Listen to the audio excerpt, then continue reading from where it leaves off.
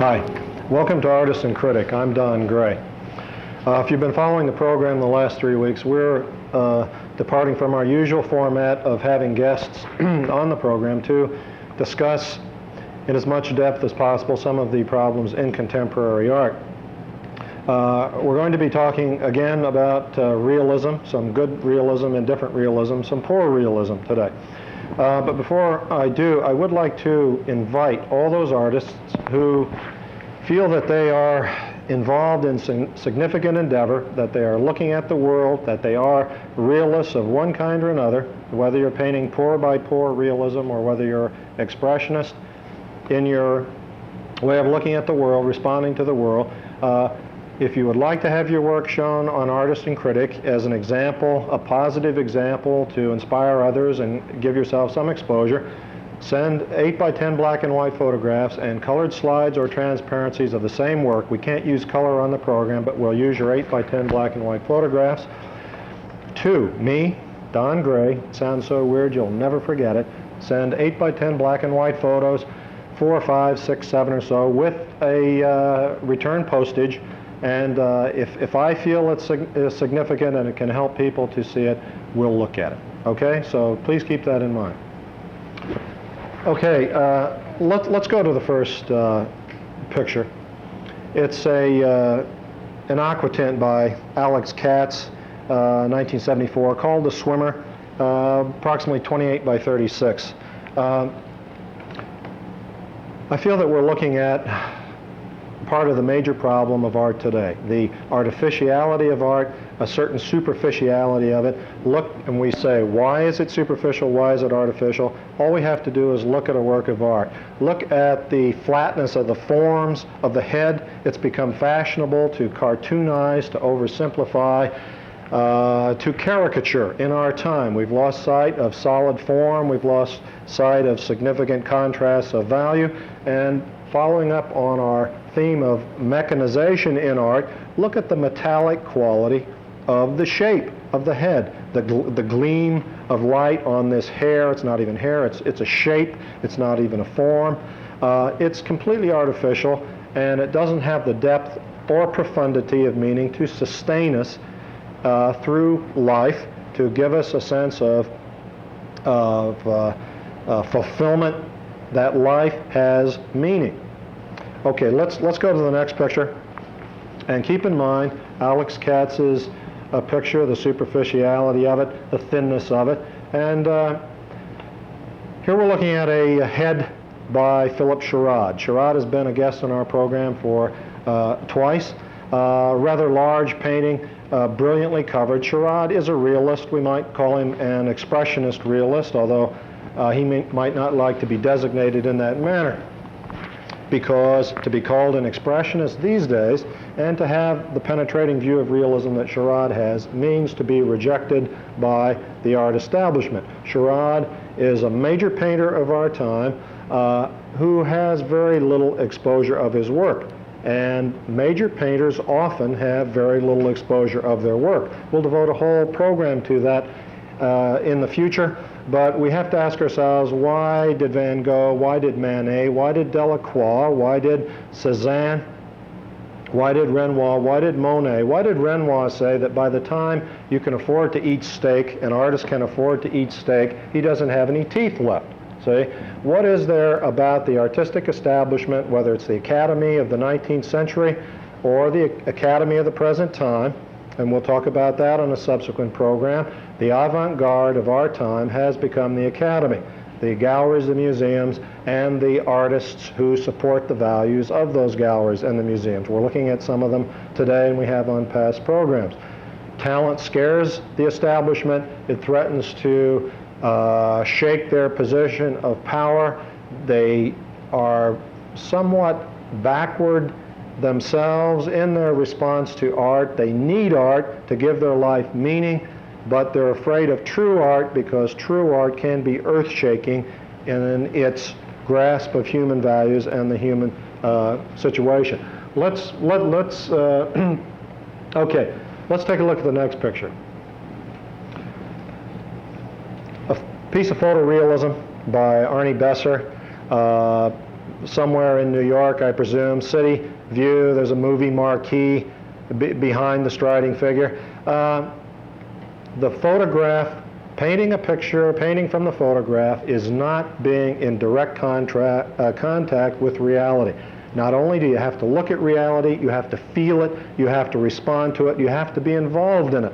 This whole picture has a sense of frozen motion, not a sense of life. Look at the male figure striding forward, that foot sticking out like a piece of wood forever hanging there in space.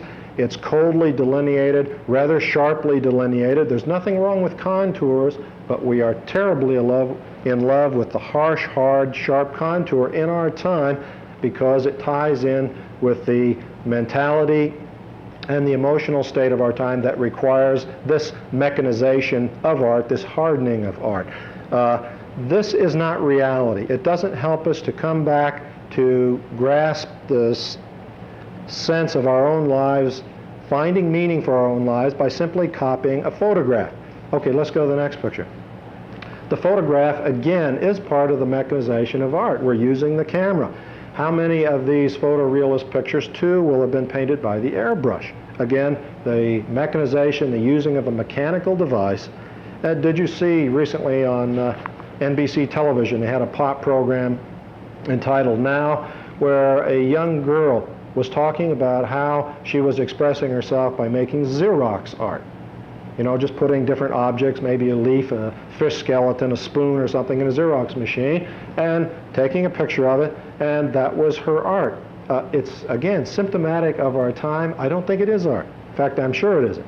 And it is the separation of the human being from the artistic expression. We have to come back in contact with ourselves, with the reality that surrounds us, and from very humble beginnings, whether it's a still life set up in our studio, bringing in a friend to paint their portrait, looking out the window, or venturing into the outside world. Let's take a look at this next picture of someone who has ventured into the outside world. Philip Sherrod again.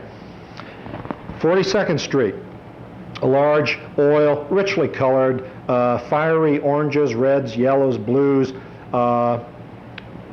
the ABC of Marriage, you know, one of the 42nd Street porno theater shots. And what is really significant about this work is not only the life and vitality that Sherrod paints in it, but he's out there in the street. He's out there looking at it. He's responding to it visually. He's feeling it. He has to, he's fighting off people, in a sense, who would intrude on his privacy and his right to be out there, but he's experiencing it. He has the courage to be out in reality. And I think this is the marvelous antidote for our time of people like Sherrod in touch with reality. Okay, we'll go to the next picture, bottom left. Pan back across, Harrington, if you will. We want to go to the figure. Yeah. Oh, well, this isn't the one, but this is all right. We'll take a look at this one. Painting by Noel Mahaffey. Contrast it to the Sherrod again.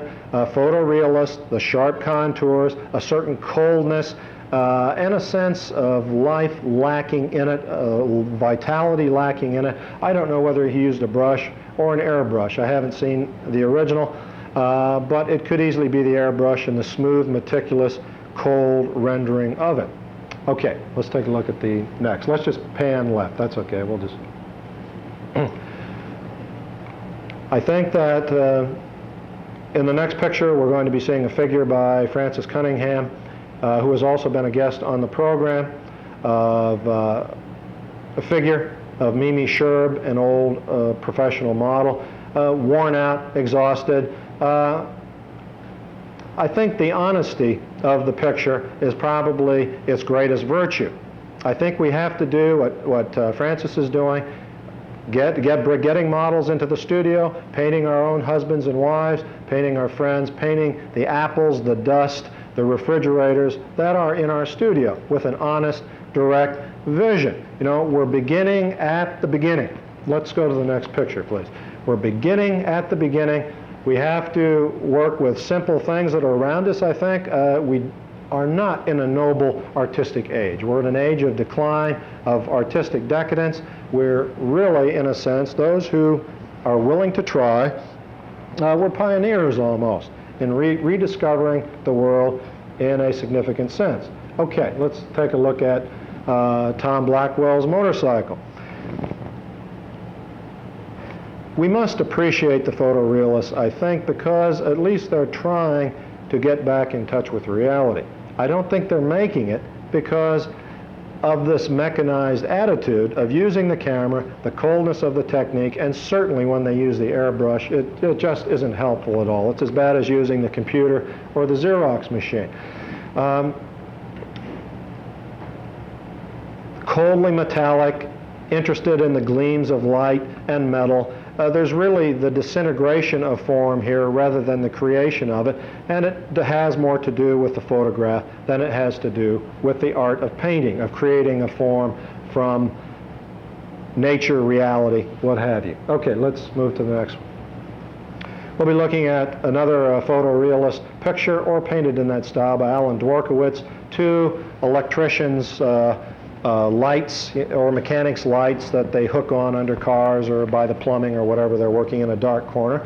Look at the sharpness, the coldness, look at the rigidity of the composition. This is fashionable in our time, the coldness of the execution and the rigidity of the composition. At one time in artistic training, it was said, bring some life, vitality, spontaneity, movement. Don't freeze your imagery. But in this cold, mechanical age of ours, it has become a virtue. Okay, let's just pan to the next one. Walter Murch, Transformer.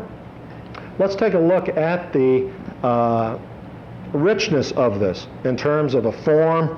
Murch painting it in 1965. It's about 38 by 28. Known for his studies of machine parts, light bulbs, that kind of thing. Here is a beginning. Murch, an older man, certainly can't be considered one of the younger generation, but at whatever age we're going to begin, the beginning can be made, where we try to paint the forms of substance, forms with substance, and a sense of aliveness. That transformer really almost has a personality. There's a very poetic mood about it. The paint has substance, density. It's not cold. It's not artificial. Okay, let's go to the Van Gogh at the bottom left. We're going to be looking at one of the last landscapes by Vincent van Gogh in 1890. Possibly the one, although I don't really think so, that he was painting on when he shot himself at the age of 37 in 1890. The picture, Wheatfield with Crows, certainly has the mood of the despair of the man, the desperation of the man, the loneliness of the man in search of his own vision, in touch with reality, in a society, in a time that was devoted to artificiality, academic nymphs floating through forests with satyrs in pursuit, noble portraits of important generals, that kind of thing. Here was a man in touch with the human soul, the suffering of the common people, ordinary life. And the threat and mood and vitality, desperation, despair in that picture will make it live as a work of art that can ennoble us and ennoble future generations of artists and art lovers. Sherrod obviously painting in this tradition. Okay, let's go quickly to the next one. Another photorealist, Ian Hornack, large painting called The Banyan Tree, 42 by 80 roughly, painted in acrylic. And you may be looking at this on television and you say, man, this looks real to me. What's this guy Gray going to criticize about this? Well, this will look good to you if you are used to looking at photographs, because it has all the values carefully interpreted from the photograph, and it has all the artistic mistakes that painters shouldn't make. The foreground dark shadows and the leafy tree at the left are painted in black or near black simply because the camera showed it that way. You cannot get away with painting the trees that way. Photographically, it looks, painting-wise, it looks like a photograph, but it's cold, it's simply doesn't have artistic structure, it's impersonal, and the color, there's the most ghastly blues in this, if you could see it in color, but you are spared that. So the photorealist is cold, impersonal, mechanical. Let's take a look, just for contrast, with the Van Rysdale, the next picture. The great Dutch landscapist of the 17th century. Road to Harlem, I believe, is the title, although don't quote me on that. Look at the majesty of nature, first of all. There's nothing hard, there's nothing metallic, there's nothing glittering about it. Look at his grasp of light, the shifting effect of cloud, shadow, and light on the foreground. Hornack had dark in the foreground. Look how Van Rysdale handles the dark in the foreground, with a light playing, then dark, then moving to the marvelously subtle, richly expressive clouded sky. Three tiny people on the road of life, obviously. Anytime you have a road going into the picture, people with people on it or without people, it's symbolic of the road of life, the path that we all must take. And look how tiny they are, how small they are amidst the grandeur of nature, and aren't we all? That's the beauty, that's the truth of Van Rysdale. Okay. We'll be going along, and pardon me while I sneak a look. Okay, Leroy Nieman. How many times have you seen Leroy Nieman's work on the Olympics, the telecast of the Olympics, and you'd hear the commentators, and now we're going back to the studio with Leroy Nieman, and look at his masterpiece expressing the Olympics. Yeah, we're going to the sailboat. We're going to the sailboat, the top center. And you see Nieman standing there, maybe ardently puffing a cigar, looking like an artist, a mustache, and so forth. But he is not a significant painter. At best, he's a commercial artist, an illustrator. Here we have a silk screen by Nieman in his typical slapdash style, high seas sailing, 25 by 33. The freedom of his work is gratuitously free. It's insignificant. The form is chaotic, it's formless. There's a big splash of purple, the dark through the center that doesn't integrate with the rest of the picture. His color is, in a sense, garish. You're familiar with those big streaks of yellow and orange and red that don't build a form but simply sort of fall apart. Okay, you know, it simply isn't art of an enduring weight. Let's pan to the right. Let's just pan, and we'll save time that way. And we look at Joseph Turner's Steamer in a Snowstorm, painted in the 1840s. 19th century painter concerned with light and color influencing the Impressionists. And we say, well, this is as chaotic as Leroy Nieman's. Not at all. Look at the swirling orderliness of it. You know, there's a power of expression, a unity of the swirling movement, a convincing reality to it, an atmospheric quality that isn't garish at all, but is rich and expressive. Okay, pan down diagonally to the left, and we'll look at an earlier Turner. His, hauling in of the ship Temeraire. No, that we're looking at the Monet. We skipped the picture. Just pan straight up, Harrington, all right? Pan straight up. Okay. The Fighting Temeraire, the ship being hauled in by a steam tug in the 19th century. Another, since we're talking about landscapes and sailboats, Turner's magnificent sense of light, his convincing sense of space, his magnificently rich and exotic sense of color. Compare this to the Nieman, compare it to the Hornack, compare it to the photorealists, and the photorealists fail in comparison with these. Okay, let's just pan right. Let's pan right because we do want to move along. We have the Regatta at Argenteuil by Monet, and obviously Renoir, their works are quite similar at this period in the late 1860s, early 1870s. There's almost a disintegration of form because of his concern for light, but there is a convincing sense of the reality of the setting, people on the green shore, the boats, the light. The boat's almost disintegrating. Of course, this will be one of the failings, if we want to look at it that, of Impressionism that will lead to the structure of Post-Impressionism that will make Renoir doubt his own art around the age of 40 or so and make him firm up his contours. But there's a splendid vibration of light, a splendid reality here that is artificialized in the Nieman and the Hornack and the other photorealists. Okay, now let's go down to the Monet railroad station. The realists of today, we can paint in the subway stations if we have the courage of Charade or some other painters. I'm sure they're out there. If you're out there, send me your pictures. We'll look at them. There's the legend that Monet had asked the station master to hold up the train while he finished painting his picture. I don't know whether it's true or not, but it's some of the gall, some of the guts that we do need. Okay, let's pan right to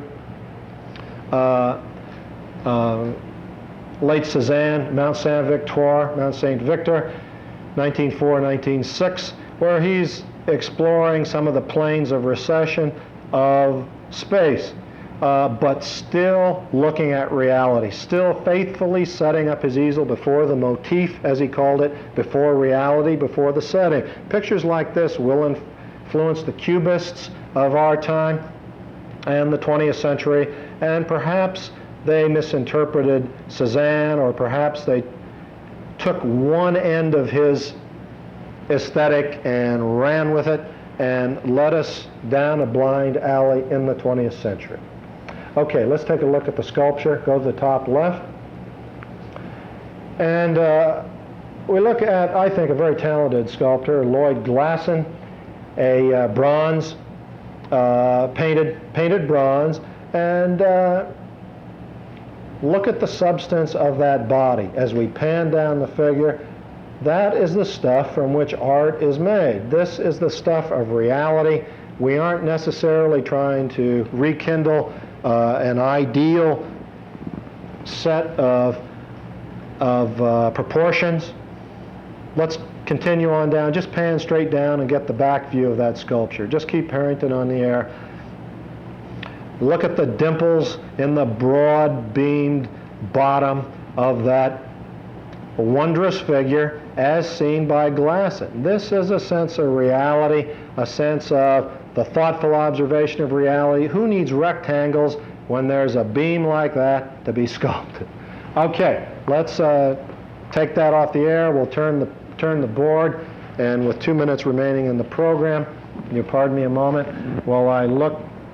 We'll just stick to the top pictures. We look at a Charles Shieler painting in 1946 of some elements of industry. And significantly, it's entitled Incantation, as if he almost worships these industrial images, as indeed he did. All throughout his life, he celebrated industry and the urban landscape. In this picture, the shadows become even more abstracted as he falls in turn under the influence of mid-century abstractionists. Pan directly to the left, if you will, Harrington. And we pick up a still life by Roy Lichtenstein, painted simply in values from white through gray to black, a cold still life, obviously influenced by the Cubists, impersonal, definitely mechanized, reflecting our time, and it is no accident that Lichtenstein is highly thought of in our time by those who are accepting of this mechanistic aesthetic. Pan directly to the right, and it's obvious where the origin of Lichtenstein lies in the early, well, not necessarily early, but the Cubist still lives of Picasso. Picasso's still life with fish in 1923, about 51 by 38.